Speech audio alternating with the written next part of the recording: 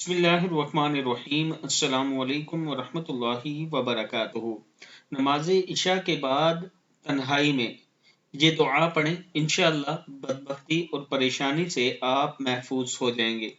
नमाज इशा के बाद या वदूदू या वदूदू या वदूदू अल्लाहु ला इलाहा इल्ला हुवल हय्युल कय्यूम ला इलाहा इल्ला अंता सुब्हानका इन्नी कुन्तु मिनज़ ज़ालिमीन कुल हुवल्लाहु अहद युहिब्बु युहिब्बूना युहिब्बूनहुम कहुब्बिल्लाह वल्लज़ीना आमनू अशद्दु हुब्बन लिल्लाह। इशा के बाद 100 मरतबा पढ़ें, हाथ पर दम करें और हाथ 3 बार चेहरे पर फेरें।